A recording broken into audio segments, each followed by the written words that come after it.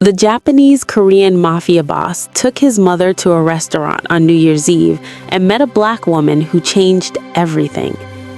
"Sir," I said, "we're fully booked." Lena Thompson didn't know she just denied a table to the most dangerous man in the city. Didn't know his mother was clutching his arm, whispering in Japanese that he needed to control his temper in public. All she knew was her restaurant was packed to capacity on New Year's Eve, and the man in the custom suit was glaring at her like she'd personally insulted his ancestors, and she just made either the bravest or stupidest decision of her life. The man, Hiroshi Tanaka, didn't move. His mother's grip tightened on his arm, and from that moment, Lena's life was marked. If you believe in standing your ground no matter how intimidating someone seems, hit subscribe. Entitled people with God complexes won't. Let's show them that nobody gets special treatment just because they think they're above the rules. Lena Thompson had owned Harmony Bistro for exactly 2 years, long enough to establish her restaurant as the hottest reservation in the city and to develop a sixth sense about trouble. She could identify potential dine-and-dashers before they ordered appetizers, knew which food critics were trying to remain anonymous, and had perfected the art of diplomatically handling drunk patrons on holiday nights. This man, though, he was something entirely different. She surveyed her completely packed dining room, every table reserved months in advance for New Year's Eve, while maintaining eye contact with Hiroshi Tanaka.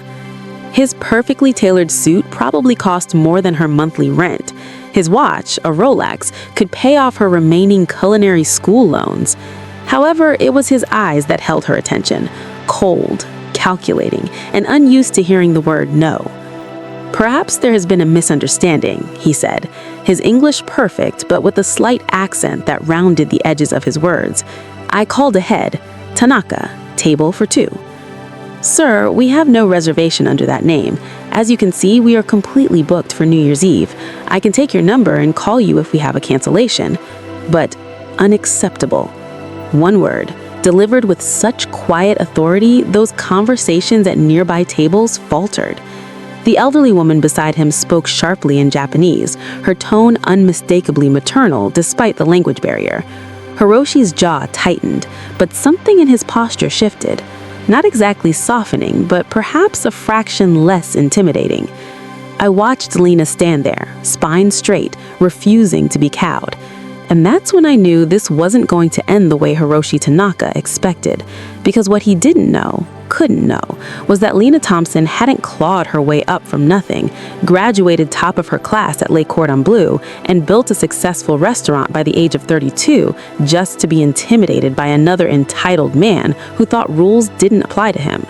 The elderly woman spoke again, this time in accented but clear English.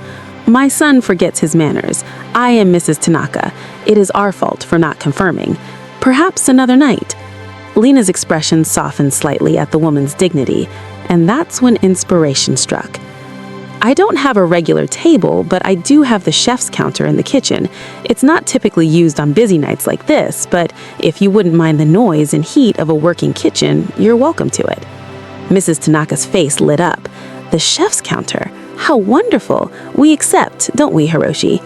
Hiroshi Tanaka looked like he'd rather eat glass than sit in a kitchen, but one look at his mother's excitement and he gave a curt nod. That would be acceptable. Acceptable, like he was doing Lena a favor. I wanted to laugh. Here was a man who commanded an empire built on blood and fear, a man whose name made hardened criminals tremble, reduced to accepting a compromise because his piney mother said so. "Follow me," Lena said, leading them through the packed dining room, aware of the whispers that followed. Not because anyone recognized Hiroshi Tanaka, his power operated in shadows, not spotlight, but because they were being led to the mythical chef's counter that most regulars didn't even know existed. What Lena didn't know, couldn't know, was that Hiroshi Tanaka controlled most of the city's underground economy. Illegal gambling, protection rackets, smuggling, money laundering, all filtered through seemingly legitimate businesses. What she couldn't know was that 3 of the diners in her restaurant that night were his men, positioned strategically to protect him even during a simple dinner with his mother. She couldn't know that by standing her ground, she'd just earned both his irritation and, more dangerously, his interest. If you think women shouldn't have to smile and accommodate demanding men just because they're intimidating, smash that subscribe button. Only cowards who rely on fear to get their way would disagree. The kitchen was a symphony of controlled chaos.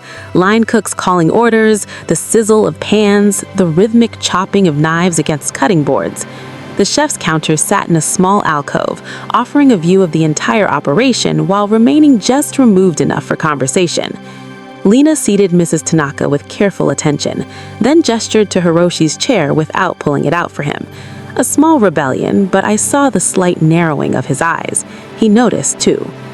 "Kai will be your server tonight," Lena said, gesturing to a young woman who approached with water and menus. "I'll check on you periodically to make sure everything meets your expectations." "You will not be serving us yourself?" Hiroshi asked, his tone making it clear he expected special attention. "I'm the owner and head chef, Mr. Tanaka. On New Year's Eve, I belong in the kitchen." His mother smiled. "Of course. We are honored to watch you work. This is better than any table in the dining room." Hiroshi said nothing, just studied Lena with that unreadable expression, not used to being challenged, not used to women who didn't immediately bend to his will, and definitely not used to being genuinely unimportant to someone. What happened next surprised me, though maybe it shouldn't have.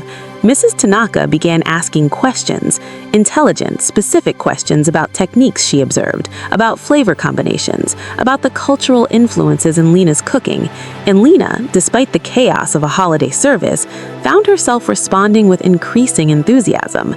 "This fusion of Japanese and Southern techniques is fascinating," Mrs. Tanaka said, watching Lena plate a dish with practiced precision.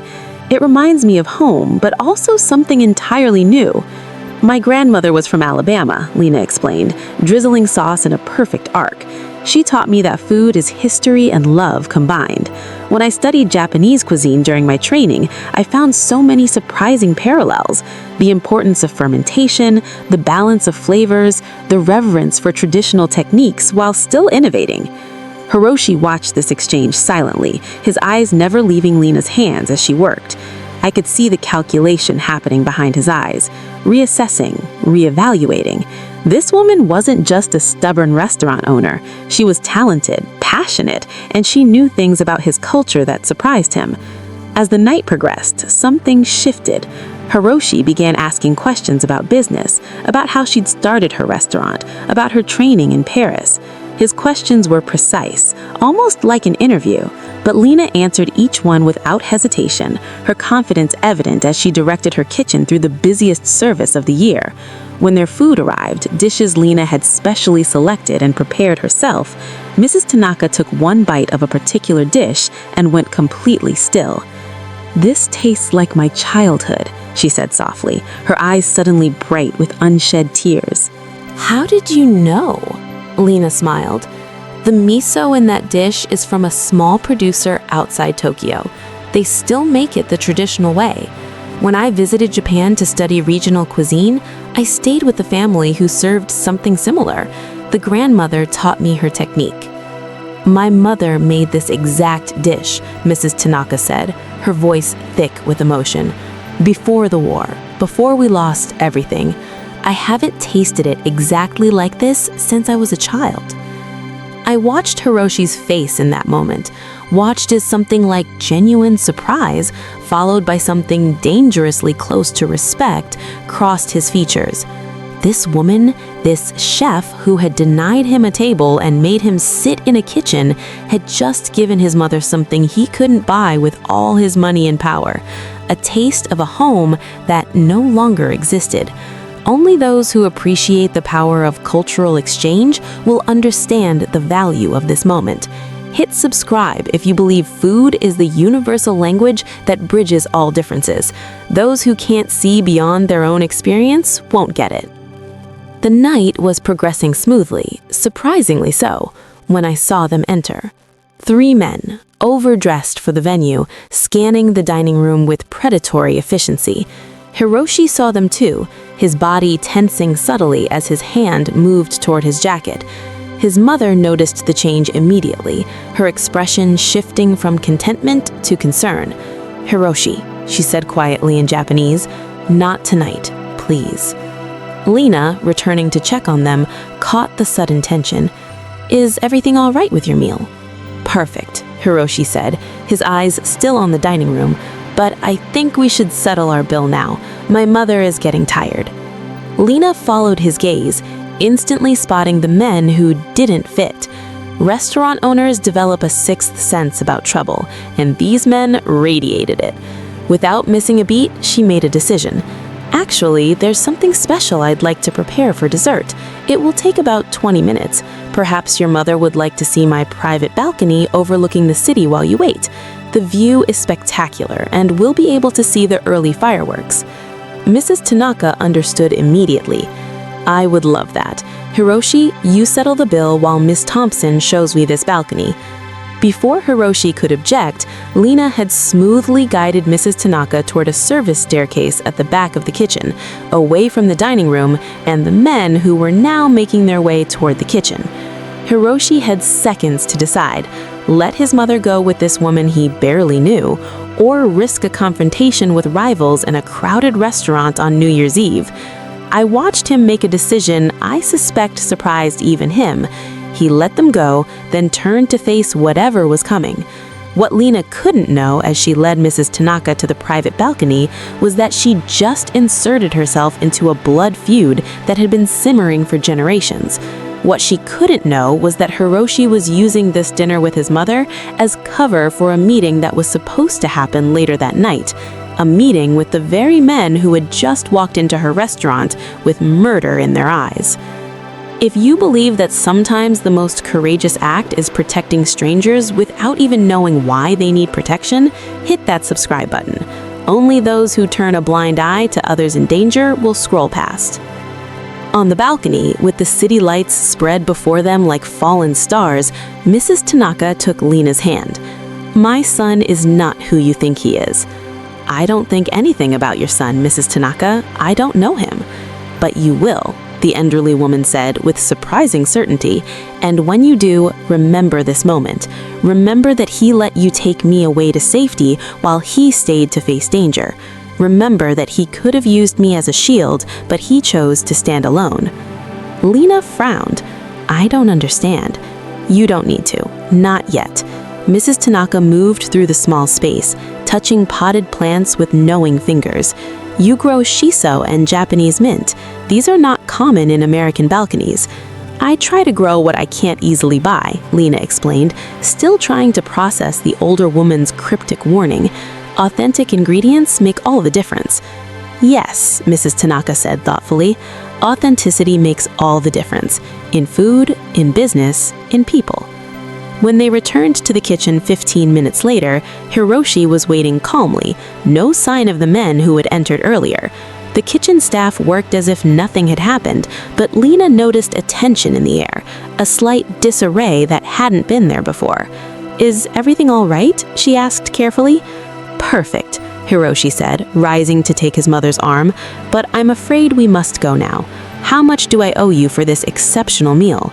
Lena named a price that made Mrs. Tanaka's eyebrows rise, but Hiroshi didn't even blink, counting out cash from a money clip that would have paid Lena's rent for half a year. "No need for change," he said, handing her a business card along with the money. "If you ever need anything, anything at all, call this number." Their fingers touched during the exchange, and I swear I saw something electric pass between them. A recognition, perhaps, or a warning. "Happy New Year, Mr. Tanaka," Lena said, pocketing the card without looking at it. "Mrs. Tanaka, it was truly an honor to cook for you." "The honor was ours," the elderly woman said, reaching up to pat Lena's cheek in a surprisingly maternal gesture. "We will see you again soon." As they left through the kitchen service exit, Lena returned to the chaos of her restaurant, trying to make sense of the strange evening.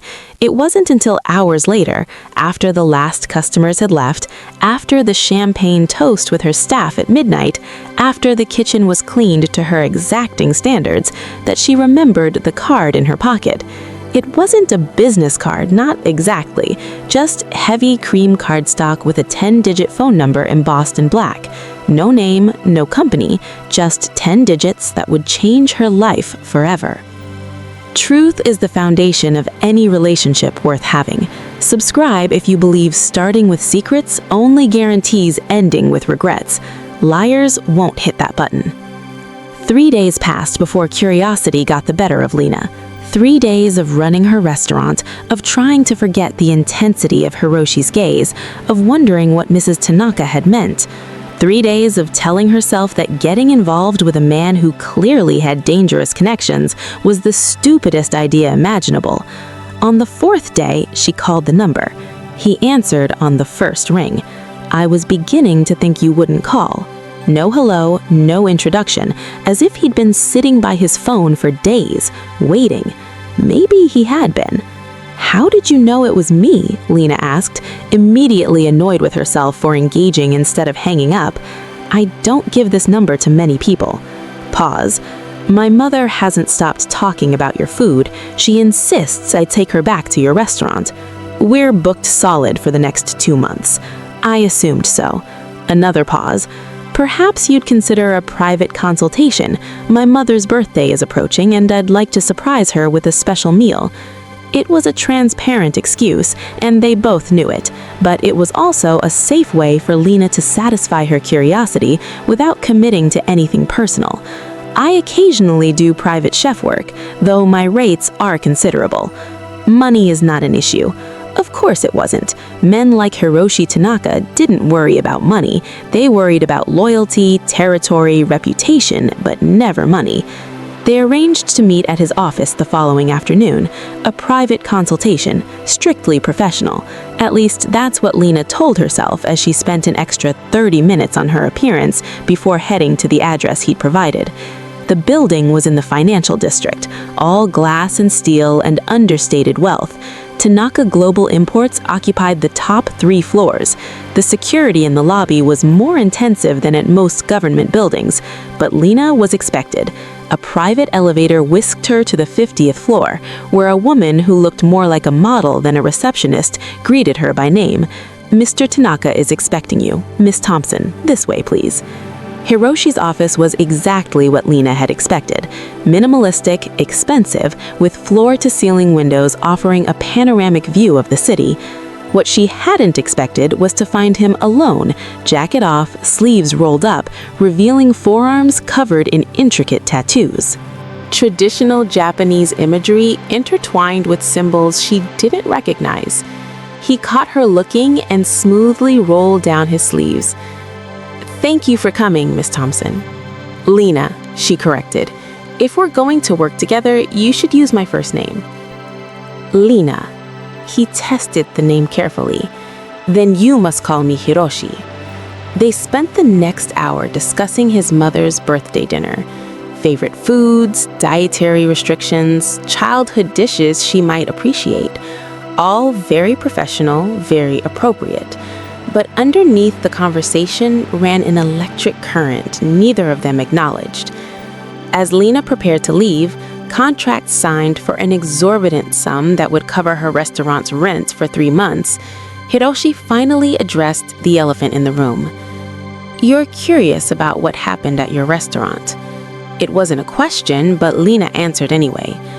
I'm curious about a lot of things, Hiroshi, like why your mother warned me about you. Like why men who looked like hired muscle walked into my restaurant looking for you. Like why you carry enough cash to buy a car in your pocket. He studied her for a long moment. If I told you, you would never contact me again. Try me. But he didn't. He simply walked her to the elevator, his hand hovering near the small of her back without quite touching her. I'll have my assistant send the first payment today. For the deposit. As the elevator doors closed, Lena realized he hadn't answered a single one of her questions. And worse, she was still going to cook for him anyway. Over the next 2 weeks, Lena found herself exchanging texts with Hiroshi almost daily, ostensibly about the upcoming dinner, menu questions, wine pairings, serving preferences, but gradually evolving into conversations about food philosophy, about growing up between cultures, about the weight of family expectations. My father wanted me to become a doctor, she texted one night after a grueling service. He still introduces me as his daughter who went to culinary school. For now. My father wanted me to become him, came the reply. I succeeded too well. There was history there, pain there, that Lena couldn't decipher, but she recognized the weight of it, the same weight she carried from her own complicated family legacy. They met for coffee the following Sunday. Just to finalize details, Hiroshi said. Just to confirm the menu, Lena replied. They both knew they were lying. The coffee shop was small, tucked away in a neighborhood Lena rarely visited. Hiroshi was already there when she arrived, 2 cups on the table before him. Almond milk latte with an extra shot, he said, pushing one toward her. You mentioned it was your regular order. You remembered. She was surprised, though she shouldn't have been. Hiroshi struck her as someone who remembered everything. I remember everything about you, he said simply, confirming her thought in a way that sent a shiver down her spine. They talked for hours, coffee growing cold, patrons coming and going around them. Hiroshi told her about growing up in Japan until age 10, then immigrating to America, about the struggle to assimilate while his parents insisted on maintaining their culture at home, about his father's determination to build a business empire from nothing. He succeeded, Lena said, gesturing subtly at Hiroshi's watch, his shoes, the subtle markers of wealth he couldn't fully disguise even in casual clothes. Yes, Hiroshi agreed, but the cost was high. It usually is, Lena said, thinking of her own journey. The student loans, the 60-hour weeks as a line cook, the relationships sacrificed for her career. Nothing worth having comes easily. Something shifted in Hiroshi's expression. You understand sacrifice. Everyone who builds something does.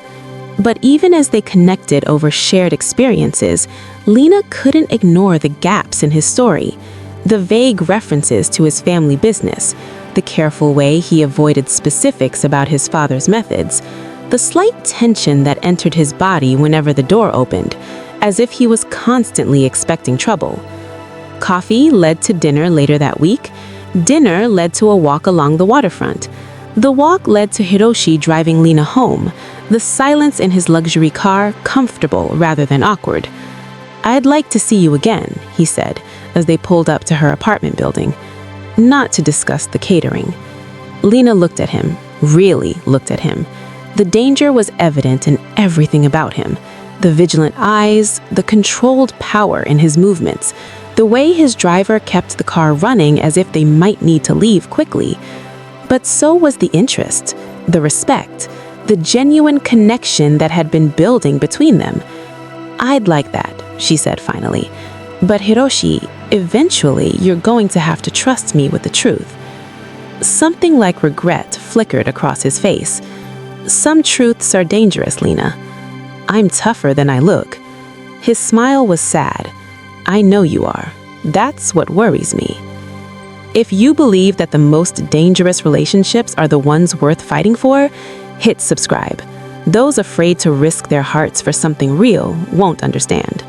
Mrs. Tanaka's birthday dinner was a triumph. Lena and 2 of her most trusted sous chefs transformed Hiroshi's sleek penthouse into an intimate restaurant for 12. Mrs. Tanaka, Hiroshi, and 10 elderly Japanese women who had been Mrs. Tanaka's friends since childhood. The menu was a journey through Japanese culinary history, each dish triggering memories and stories that Lena, working in the open concept kitchen, could hear and appreciate. Mrs. Tanaka cried when Lena presented the final course, a modernized version of the childhood dish that had moved her to tears on New Year's Eve. The elderly woman rose from her seat, crossed to the kitchen, and embraced Lena with surprising strength. You have given me back pieces of myself I thought were lost forever, she said, her accent thicker with emotion. My son was right to find you. After the guests left, after the staff packed up and departed, Lena found herself alone with Hiroshi.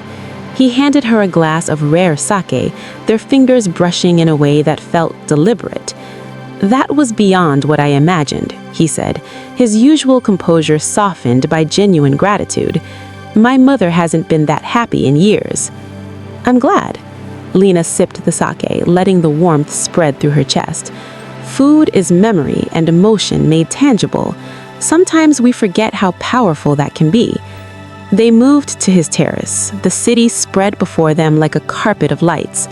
For a long moment, they simply stood there, shoulders nearly touching, sharing the comfortable silence they discovered they both valued. "My father died 3 years ago," Hiroshi said, breaking the quiet. "He built an empire from nothing, but his methods were not always ethical." Lena remained silent, sensing this was just the beginning of a confession he needed to make. "When we came to America, we had nothing. Immigrants with broken English and few marketable skills. But my father had connections back in Japan, connections to people who operated outside the law." Hiroshi's knuckles whitened around his glass. He started by helping Japanese businesses with protection, with loans banks wouldn't provide, with navigating a system designed to exclude them. But power corrupts and success breeds ambition. He became the very thing he originally fought against, Lena guessed. Hiroshi nodded, his profile sharp against the city lights. "By the time I was in college, Tanaka Global was a legitimate import-export business on paper.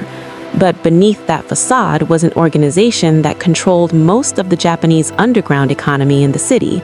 Gambling, loans, protection, all the things my father had once offered as community support had become profitable enterprises built on fear and obligation. And now it's yours," Lena said. Not a question, but a statement. "Yes." Hiroshi turned to face her fully. "I inherited an empire built on blood and fear, Lena. The men in your restaurant that night, rivals who believe I'm weak because I've been trying to legitimize our operations, they came to send a message. They would have hurt anyone in their path to deliver it. But they didn't," Lena pointed out. "Something stopped them." Hiroshi's smile was cold. "I did." The implications hung in the air between them. Lena didn't ask for details. Some questions were better left unasked. "Why are you telling me this now?" she said instead. "Because if whatever is happening between us continues, you need to know who I am, what I am." His voice was flat. "Moreover, you need to decide if that's something you can live with." Lena took another sip of sake, buying time to process. The rational part of her brain was screaming to run, to cut all ties with this man who had just confessed to being essentially a mafia boss. But her heart, her stubborn, curious heart, was stuck on the fact that he told her the truth when he didn't have to, that he was giving her the choice. "I need time to think about this," she said finally. "Of course." Hiroshi stepped back, creating physical distance to match the emotional chasm his confession had opened. "Take all the time you need. If I don't hear from you again, I'll understand." But as Lena gathered her things to leave, Mrs. Tanaka appeared in the hallway, still radiant from her celebration. "You're leaving, my dear. Let Hiroshi's driver take you home. It's late." "I'll call a car, Mrs. Tanaka." "It's no trouble." The elderly woman waved away her protest. "Nonsense. Hiroshi, tell your driver to take Miss Thompson home safely."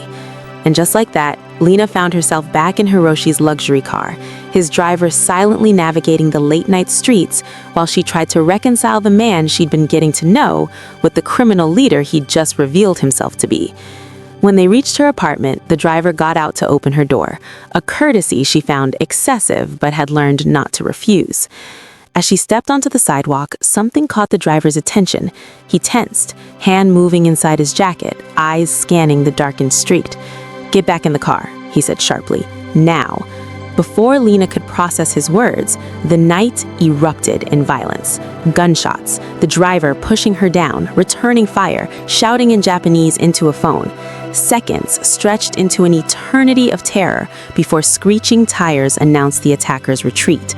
The driver helped her up, his manner professional despite the blood seeping from a graze on his arm. "Are you hurt?" Lena shook her head, too shocked to speak. "Mr. Tanaka is on his way. Let's get you inside where it's safe." Hiroshi arrived in 7 minutes. She knew because she counted every second as she sat on her couch, trying to stop her hands from shaking. He burst through the door that his driver had been guarding, his usual composure shattered. "Lena!" He crossed to her in 3 strides, hands hovering over her as if afraid to touch her. "Are you injured? Did they hurt you?" "No," her voice cracked. Your driver, he saved me. He's hurt though. Ken will be fine. Hiroshi finally touched her, just a gentle hand on her shoulder. I am so sorry. This is exactly what I feared. They were watching me. They saw us together. They think you're important to me. Am I? Lena asked, the shock making her bolder than she might otherwise have been. Important to you? Hiroshi's expression shifted, vulnerability breaking through his carefully constructed facade. Yes, more than I wanted to admit, more than is safe for either of us.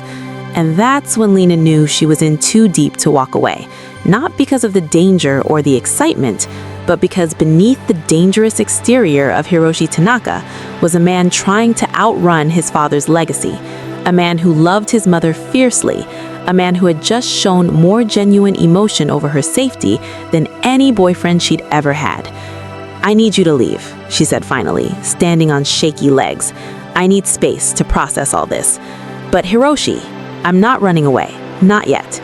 The relief on his face was painful to witness. He nodded once, then turned to go, issuing rapid instructions to Ken in Japanese.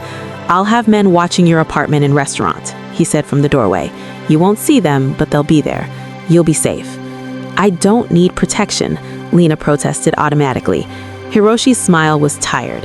After tonight, yes, Lena, you do. Sometimes the people who need love the most are those who seem least deserving. Hit subscribe if you believe everyone deserves a chance to be better than their circumstances. Only those without compassion would disagree. For a week, Lena didn't contact Hiroshi. She focused on her restaurant, on creating new menu items, on the comfortable routine that had defined her life before New Year's Eve. But she felt the eyes on her, the subtle protection Hiroshi had promised. A black sedan that appeared whenever she left work late, the same faces recurring in her dining room, never ordering much, always watching the door. She should have been terrified. Instead, she found herself researching Japanese organized crime, the history of immigrant protection rackets in America, the fine line between community support and criminal enterprise. On the 8th day, she called him. I want to see you, she said, without preamble when he answered. Tonight, at my place. He arrived alone, though Lena suspected his security wasn't far. He brought no gifts, made no attempts to charm or distract, just stood in her small living room waiting for her judgment. I've been thinking about what you told me, she began, gesturing for him to sit. About your father's business, about what you inherited. And, his voice was carefully neutral, and I want to know what you're doing with it. Are you continuing his legacy or are you creating your own? Something like hope flickered in Hiroshi's eyes. I've been trying to legitimize our operations, moving investments into legal enterprises, cutting ties with the more violent aspects of the business. That's why those men came to your restaurant. They see change as weakness. Is it working? The legitimate path? Slowly, Hiroshi spread his hands. It's complicated. Some people depend on the protection we provide. Some businesses would fail without our support. I can't just abandon them. But the violence, the fear, that has to stop. I'm trying. For the first time, Hiroshi looked truly vulnerable. It's taking longer than I hoped. The old guard resists change. My father's allies expect me to be him. My rivals smell blood in the water. Lena studied him, looking for lies, for manipulation. She found only exhaustion and a desperate kind of hope. I don't approve of what you do, she said finally, but I believe you're trying to change it, and I want to see where this goes, where we go, if we give it a chance. The tension drained from Hiroshi's body. You're sure? After what happened? Because of what happened, Lena corrected. You were honest when you could have lied. You gave me a choice when you could have kept me in the dark. That matters to me, Hiroshi. He crossed the space between them, taking her hands in his. I will keep you safe, Lena. I promise you that. I don't need you to keep me safe, she said firmly. I need you to keep making better choices, to be the man your mother believes you can be. Hiroshi's smile was slow, genuine in a way that transformed his face. I can try to be that man for both of you. What Lena couldn't know, couldn't possibly predict, was how her presence in Hiroshi's life would accelerate his plans to legitimize his business, couldn't know that her restaurant would become the model for a chain of upscale Japanese fusion establishments that would provide the perfect front for laundering the last of his illegal proceeds while creating actual legitimate income. Couldn't know that her stubborn insistence on doing things the right way would inspire Hiroshi to finally cut ties with the most violent aspects of his inherited empire, regardless of the short-term consequences. All she knew, as she let him pull her into an embrace that felt both dangerous and like coming home, was that sometimes the most unexpected connections were the ones worth fighting for. If you think true love doesn't change who you are but reveals who you were meant to become, hit that subscribe button. Those afraid of transformation will never understand what they're missing. The next 3 months were a careful dance. Hiroshi introduced Lena to parts of his world, the legitimate parts, his import business partners, his mother's extensive social circle, the Japanese Cultural Center where he served on the board of directors. In return, Lena brought him deeper into her world, her restaurant kitchen during prep hours, her favorite farmers at the local markets, the community cooking classes she taught for underprivileged teens. 2 separate worlds slowly merging, 2 people carefully learning each other's boundaries. It wasn't perfect. Hiroshi still disappeared for days on business that just didn't fully explain. Lena still maintained her independence, refusing security when she felt it unnecessary, insisting on paying her own way despite the obvious disparity in their financial situations. They fought, sometimes spectacular arguments about his overprotectiveness or her stubbornness, but they always found their way back to each other, the connection between them growing stronger with each reconciliation, until the night everything shattered. Lena was closing her restaurant, the last of her staff having left an hour earlier, when the front door burst open. 3 men she didn't recognize, faces hard, movements predatory. "Miss Thompson," the leader said, his accent thick, "we need you to come with us." "My restaurant is closed," she said calmly, though her heart was racing. "You need to leave." The man smiled unpleasantly. "This isn't a request. Hiroshi Tanaka has something that belongs to us. You're how we get it back." Lena's mind raced. The panic button under the bar was 3 steps away. Hiroshi's security, if they were still watching, would be outside. She just needed to stall. "Let me get my coat," she said, moving slowly toward the bar. "Don't move." The man raised a gun, and Lena froze. "We know all about Tanaka's security measures. His men outside are already dealt with. You have no one coming to save you." Fear turned Lena's blood to ice, but beneath the fear was anger. Anger that these men thought they could use her. Anger that Hiroshi's world had crashed into hers despite all his promises of protection. Anger that she was being reduced to leverage in a game she never asked to play. "Fine," she said, letting the fear show while hiding the anger. "I'll come with you. Just don't hurt me." The leader nodded to his companions, who moved to flank her. As they approached, Lena made her decision. She wasn't going to be a victim. She wasn't going to be bait. She wasn't going to be the reason Hiroshi returned to the violent ways he was trying to leave behind. Her hand closed around the knife she'd been using to prep garnishes. In one fluid motion, she threw it at the overhead lights, plunging the restaurant into darkness. Then she moved, diving behind the bar, hitting the panic button, grabbing the baseball bat she kept for security. Confusion erupted, shouts in a language she didn't understand, a gunshot that sent glass shattering somewhere to her right. Lena crawled along the floor, using the layout she knew by heart to her advantage. She made it to the kitchen before they caught her. A hand grabbed her ankle, dragging her back. She swung the bat blindly, connecting with something that yielded with a satisfying crunch and a howl of pain. But there were 3 of them, and only one of her. A blow to her temple sent her sprawling, the bat clattering from her grip. Rough hands pulled her upright, a gun pressed to her ribs. "That was stupid," the leader hissed, blood streaming from his nose where her bat had connected. "Now you've made this personal." They dragged her toward the back door. Lena fought every step, knowing that if they got her into a vehicle, her chances of survival plummeted. One of the men opened the door and staggered back with a knife protruding from his throat. Hiroshi stood in the doorway, a vision from a nightmare. Gone was the polished businessman Lena had come to know. This was someone else entirely, cold-eyed, precise in his violence, moving with deadly efficiency as he engaged the remaining two men. It happened so fast that Lena's shocked mind could barely process it. One moment she was being held at gunpoint, the next she was free, huddled against the wall as Hiroshi systematically dismantled her attackers. Not killing them, she registered that detail with a strange clarity, but disabling them with brutal efficiency, speaking in rapid Japanese as he worked. When it was over, when the men lay groaning or unconscious on her kitchen floor, Hiroshi turned to her. Blood spattered his once immaculate shirt. A cut above his eye leaked red down the side of his face. But his eyes were what stopped her heart, completely empty of the warmth she'd come to expect. Cold, calculating, assessing damage with clinical detachment. "Are you hurt?" he asked, his voice flat. Lena touched her temple, her fingers coming away bloody from where she'd been struck. "Not seriously." Hiroshi nodded once, then turned to the man he'd left conscious, the leader. He spoke in Japanese, voice devoid of emotion, and though Lena couldn't understand the words, she understood the tone. This was Hiroshi Tanaka, heir to a criminal empire, delivering judgment.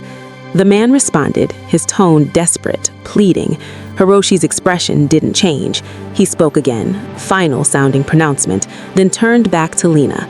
"My men will be here in 2 minutes." he said, still in that emotionless voice. "They'll clean this up. You won't be implicated. These men will never bother you again."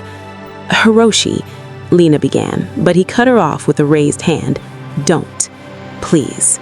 For the first time, emotion cracked through his facade. Pain, regret, self-loathing. "I did this to you. I brought this danger to your door, despite every promise I made. I thought I could have both worlds, you and this life I'm trying to escape. I was wrong." Sirens wailed in the distance, growing closer. Someone had heard the gunshot, called the police. Hiroshi's expression shifted to resignation. "My men will handle the police," he said. "Tell them you were closing up when 3 men tried to rob you. You didn't see their faces. They ran when they heard sirens." "And you?" Lena asked, already knowing the answer.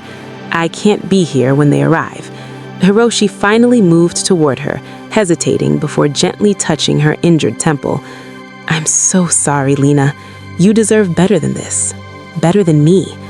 Don't you dare make that decision for me," she said fiercely, grabbing his wrist. "Don't you dare walk away thinking it's for my own good." Pain twisted Hiroshi's features. "Look at what I brought into your life. Look at what almost happened to you tonight. I'm looking at a man who came when I needed him, who protected me, who was fighting to be better than his circumstances." Lena tightened her grip on Hiroshi's wrist. "I knew who you were, Hiroshi. I chose this, chose you with my eyes open." For a moment, she thought he'd reached him, but then car doors slammed outside and Hiroshi pulled away. "I'll contact you when it's safe, when I've dealt with this threat permanently." "Hiroshi, wait!" But he was already gone, disappearing through a back exit as his men entered through the front, seamlessly taking control of the scene seconds before police burst through the door with weapons drawn. True love doesn't change who you are. It reveals who you were meant to become. Hit subscribe if you believe transformation is worth the pain it requires. Only those who fear growth will turn away. For 2 weeks, Lena heard nothing from Hiroshi. His security remained. She spotted them occasionally outside her restaurant or apartment, but the man himself had vanished. She threw herself into work, into creating new menu items, into anything that would distract her from the memory of Hiroshi's blood-spattered face and empty eyes. On the 15th day, Mrs. Tanaka appeared at her restaurant just before opening. "May I come in?" the elderly woman asked, looking somehow smaller, more fragile than she remembered. "Of course." Lena led her to a quiet table, signaling to her staff that they needed privacy. "Can I get you anything?" "Tea. Just answers." Mrs. Tanaka folded her hands on the table. "My son has locked himself away. He works constantly, speaks to no one, eats only when I force him. He is destroying himself, and I don't know why." Lena's heart ached. "He hasn't told you?" "He tells me nothing, but I know it involves you." Mrs. Tanaka reached across the table, gripping Lena's hand with surprising strength. He was changing with you, becoming the man I always knew he could be. Now he is slipping back into his father's shadow. There was an incident, Lena said carefully. Some men came to my restaurant. They wanted to use me to get to Hiroshi. Mrs. Tanaka closed her eyes briefly. And my son? He stopped them, but the way he did it. Lena shook her head, still struggling with the memory. It was like he became someone else, someone cold, efficient, dangerous. Not someone else, Mrs. Tanaka corrected gently. That is who he has always been, who his father made him to be. The man you know, the one who speaks of food with passion, who laughs at your jokes, who looks at you like you hang the moon. That is the man fighting to emerge. He pushed me away, Lena said, the pain of it still fresh, said he was protecting me. Mrs. Tanaka said with a dismissive wave, always thinking they know what's best for women who are stronger than they can imagine. She squeezed Lena's hand. My son is at our family home. The address is in this envelope. Go to him, Lena. Remind him that running away is not the same as protecting someone. What if he doesn't want to see me? Mrs. Tanaka smiled, suddenly looking years younger. He wants nothing more in this world than to see you. His pride and fear are the only things standing in his way.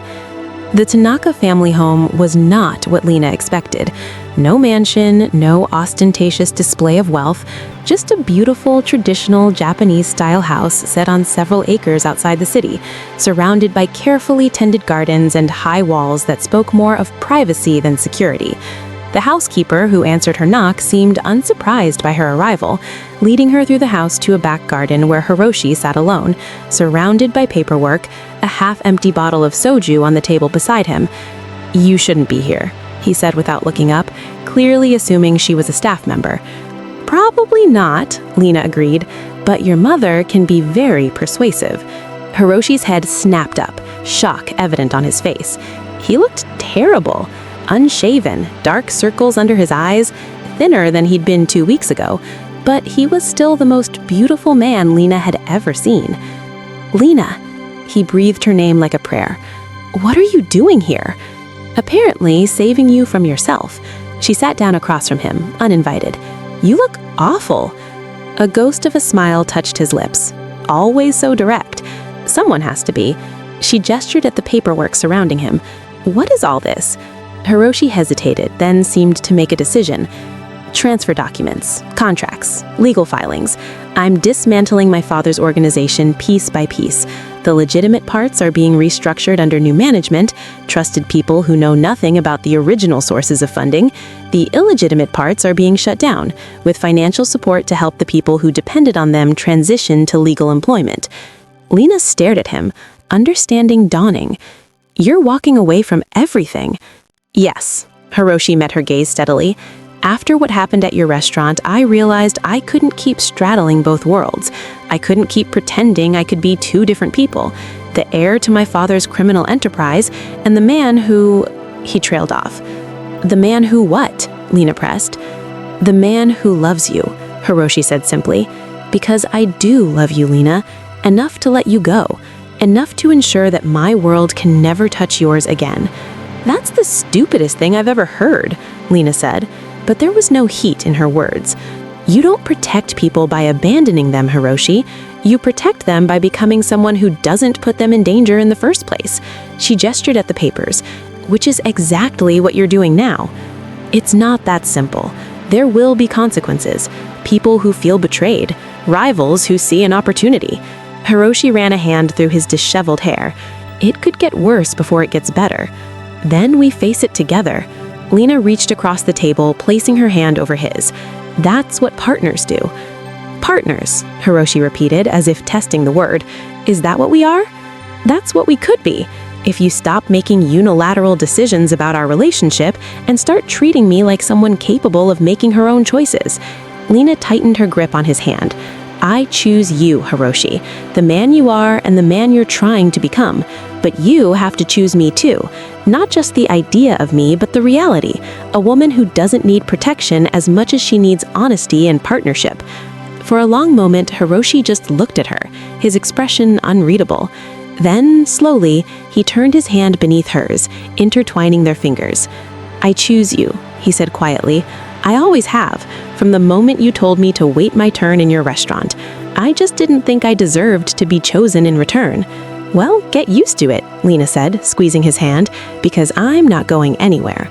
What Lena couldn't know, what Hiroshi himself couldn't fully predict, was how completely their lives would intertwine from that moment, how her restaurant would become the model for a legitimate business empire that would eclipse his father's criminal organization in both profit and influence, how his connections would help her expand into international markets she'd never dreamed of reaching, how together they would create something neither could have built alone. 1 year later, on New Year's Eve, Hiroshi took his mother and Lena to the restaurant where it all began. Harmony Bistro was booked solid, of course, but this time, Hiroshi had made a reservation months in advance, securing the best table in the house. As midnight approached, as the restaurant buzzed with anticipation for the new year, Hiroshi reached across the table, taking Lena's hand. "A year ago, I walked into this restaurant an angry, isolated man, trapped in a legacy I didn't choose," he said quietly. "Tonight, I'm here as the man I was always meant to be, because of you." "Not because of me," Lena corrected gently. "You were always this man. You just needed someone to see it." "My son was always destined for greatness," Mrs. Tanaka interjected, her eyes twinkling with mischief and affection. "He just needed a woman strong enough to match him. I knew from the moment you stood up to him that you were that woman." As the countdown to midnight began, Hiroshi reached into his pocket, producing a small black box that made Lena's breath catch. "I don't want to begin another year without knowing you'll be by my side for all the years to come," he said, opening the box to reveal a ring that somehow managed to be both elegant and understated, perfectly suited to Lena's taste. "Will you marry me, Lena Thompson? Will you continue to challenge me, to push me to be better, to build something extraordinary together?" Lena looked at the man before her, no longer the dangerous stranger who had walked into her restaurant a year ago, not quite the polished businessman he presented to the world, but something uniquely his own. A man who had fought his way out of darkness, a man who had chosen love over legacy, growth over power. "Yes," she said, as the crowd around them counted down the final seconds of the year. "Yes to all of it." As midnight struck, as cheers erupted around them, Hiroshi slipped the ring on Lena's finger and sealed their promise with a kiss. Mrs. Tanaka watched with tears in her eyes, knowing that her son had finally found his way home. What had begun with an arrogant demand for a table had transformed into something neither of them could have imagined, a partnership that transcended cultural differences, that defied expectations, that proved that sometimes the most unexpected encounters truly could change everything. True love doesn't change who you are, it reveals who you were meant to become. Hit that subscribe button if you believe transformation through love is the most powerful journey we can take. Those afraid to become their best selves will never understand the beauty of being truly seen and loved anyway.